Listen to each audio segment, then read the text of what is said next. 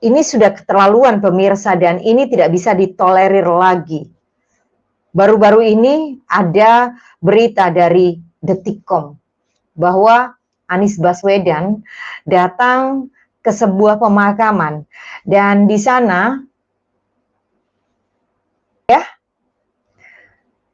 datang kepada atau ziarah kepada makam tokoh penyebar agama Islam abad ke-7 di Barus Tapanuli. Dan katanya berasal dari Hadramaut. Pak Anies, saya mau tanya, sejak kapan Syekh Mahmud baru Sumatera Utara jadi Syekh Mahmud Al-Hadrami atau Al-Yamani?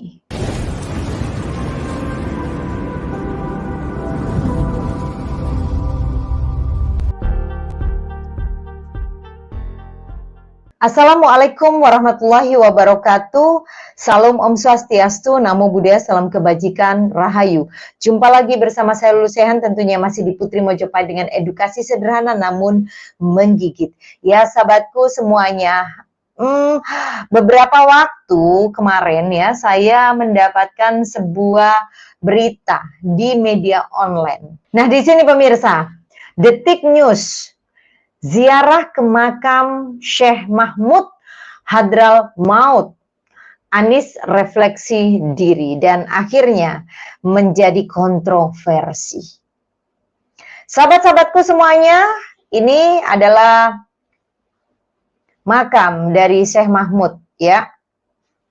Boleh sahabat-sahabatku buka di Google, oke? Baik sahabat-sahabatku semuanya, hari ini memang sangat marak sekali yang namanya pemutarbalikan sejarah, pembelokan sejarah. Dan untuk sebuah kekuasaan, banyak sekali yang lupa akan ketuhanan. Dan akhirnya mereka pun menggunakan sejarah untuk mendapatkan sebuah kursi atau tahta ya pemirsa. Ya, baik, di sini mungkin saya ingin bertanya dulu kepada Bapak Anies Baswedan. Baru melaksanakan ziarah ke makam Syekh Mahmud yang ada di Barus, Sumatera Utara. Pertanyaan saya ini di sini pemirsa. Syekh Mahmud Barus, Sumatera Utara. Jadi Syekh Mahmud Al-Hadrami atau Al-Yamani. Sejak kapan Bapak? Dan dari sejarah masuknya Islam ke Nusantara, ke Indonesia, kita tahu kalau sejak abad ke-7 Islam sudah masuk ke Indonesia. Tepatnya di Sumatera Utara, daerah Barus Tapanuli. Dari berbagai data, kita tahu masuknya Islam ke Nusantara bisa kita kategorikan melalui 4 teori besar, yakni 1, teori Mekah, yang kedua teori Persia, yang ketiga teori Gujarat atau India, yang keempat teori Cina. Dari keempat teori ini yang mendekati dengan kata atau narasi Bapak Anies Baswedan dengan Al-Hadrami atau Al-Yamani adalah teori Mekah. Tapi menurut ahli sejarah termasuk Profesor Dr. Buya Hamka, syiar Islam terjadi lewat jalur perdagangan yang disiarkan oleh pedagang dari Timur Tengah, yakni dari Mekah. Tidak ada data sejarah yang menyebutkan dari Hadrami atau Hadramaut, Yaman.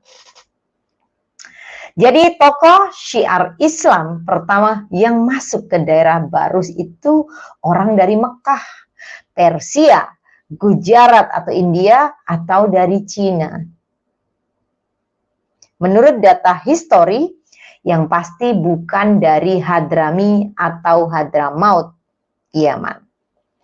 Karena imigran Yaman masuk ke Indonesia abad 18 dan 19 dibawa oleh VOC.